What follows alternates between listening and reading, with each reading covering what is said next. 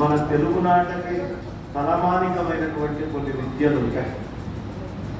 అది ఎన్నో వేల సంవత్సరాలుగా ఈ జాతిని, ఇక్కడ ఉండే ప్రజలని, సంస్కృతిని, ఇక్కడ ఉండే రాజకీయ విశేషాలని, మనం ఆచరిస్తానటువంటి విధి విధానాలని ఎప్పటికప్పుడు జనాలకు తెలియపరుస్తూ ఉత్తేజితం చేసేటటువంటి విద్యలు. అందులో హరికథ ఒక విధానం అయితే తెలుగు వాళ్ళకి, బుర్రకథ ఇంకొక కన్నుడు.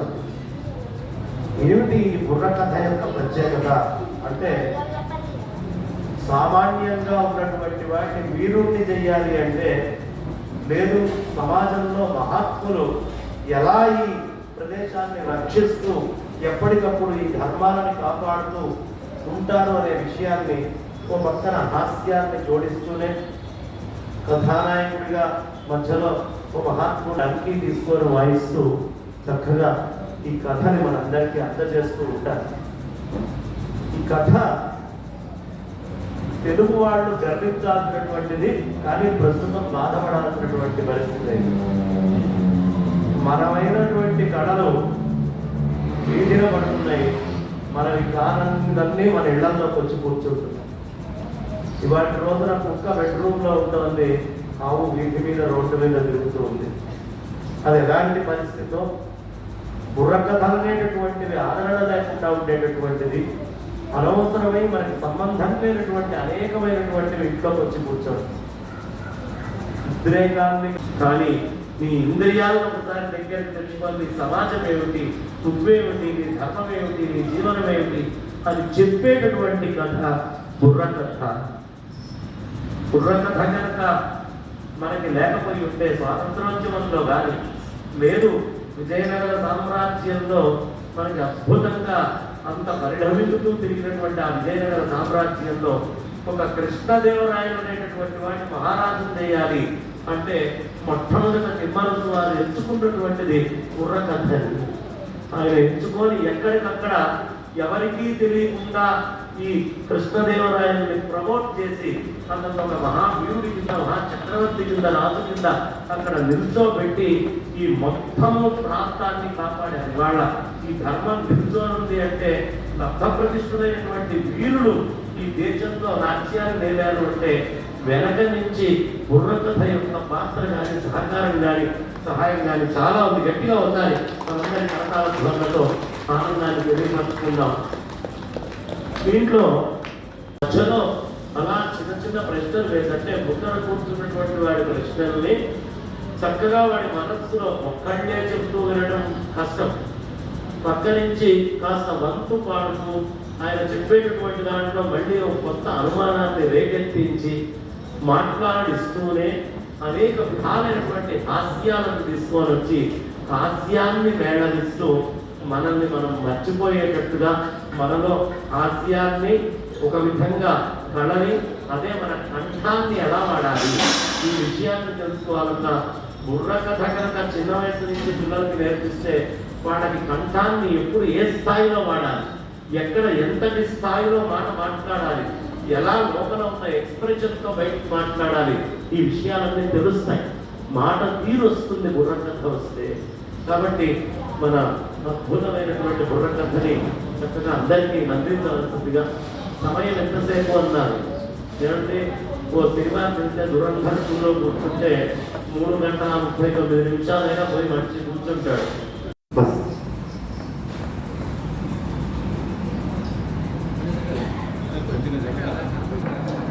ఎందుకయ్యా అంటే మొదలవుతూనే మీరు మొదలు పెట్టడం వసంతం అయితే మేము ఒక అద్భుతమైనటువంటి ఒక 6 ఎకరాల స్థలం తీసుకున్నాం సంగారెడ్డిలో.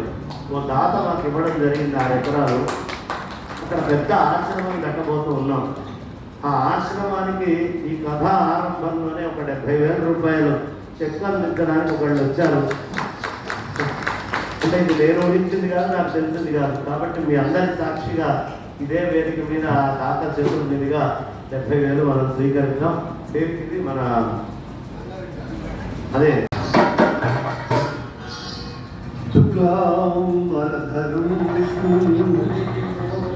శశివర్ణం చతుర్భుజం ప్రసన్నవదనం ఛాయే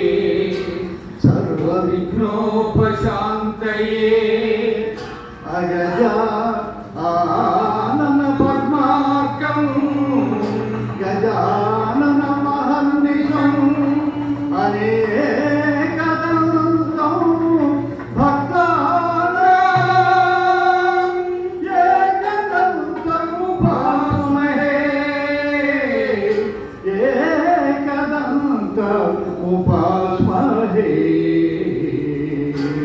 गुरु ब्रह्मा गुरु विष्णु गुरुदेवो महेश्वरः, गुरु साक्षात् परब्रह्मा तस्मै श्री गुरवे नमः।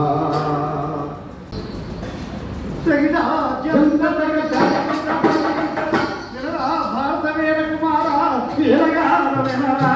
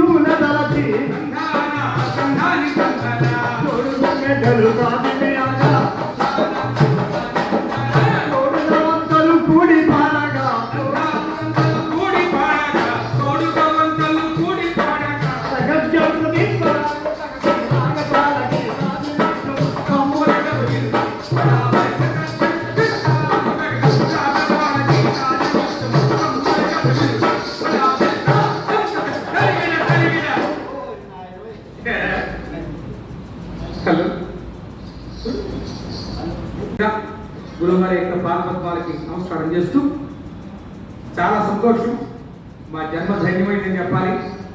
ఈ పవిత్రమైనటువంటి వేదిక మీద ఈ చక్కటి గోశాల యొక్క ఆవరణలో ఇంతటి చక్కటి భక్తుల యొక్క సమక్షంలో గురువు గారి యొక్క ఆశీస్సుల మధ్య ఇవాళ ఈ కార్యక్రమం చెప్పడం అంటే చాలా చాలా చాలా ఆనందకర విషయం.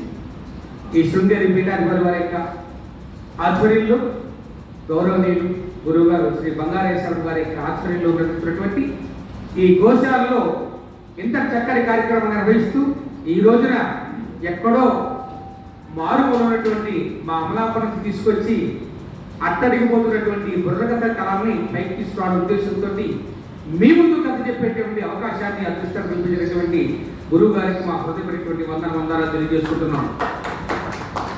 ఎందుకంటే ఇందాకనే చెప్పారు గురుగారు, బుర్రకథలు హరికథలు మర్చిపోతున్నారు. చాలించి మీ ముందు కథ చెప్పి ఈ బుర్రకథని బ్రతికిస్తున్నందుకు ముఖ్యంగా మీ అందరికీ, మరీ ముఖ్యంగా మా గురువు గారి యొక్క పాదపద్మాలకి, మా కళాకారులందరితో హృదయపడేటువంటి వందనాలు తెలియజేసుకుంటున్నాం. మమ్మల్ని ఇక్కడ రావడానికి ముఖ్య కారణం మా మిత్రులు గొల్లపల్లి ఫణీంద్ర. ఉత్తరప్రదేశ్ జనాభా 30 లక్షల మంది, కానీ అక్కడ గోశాల ప్రతి కుటుంబంలో ప్రతి మనిషికి 4 గోవులు ఉంటాయి.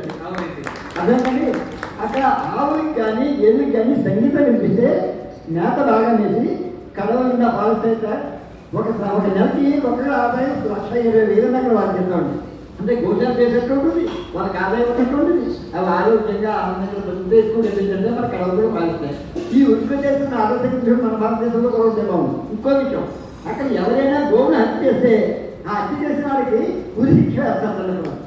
ఇక్కడ కనీసం గోశాలలో వధ జరుగుతున్నట్టు కూడా ఎవరూ పట్టించుకుని రాలేదు. అలాంటి రోజులు మన దేశానికి మన రాష్ట్రానికి కూడా రావాలని మనం మనస్ఫూర్తిగా కోరుతున్నాం. మన సంస్కృతికి సాంప్రదాయానికి ప్రధాన చిహ్నం గోమాత. ఆ గోమాతలో ఉన్నటువంటి ప్రతి అంగము కూడా పూజ పొందిందే.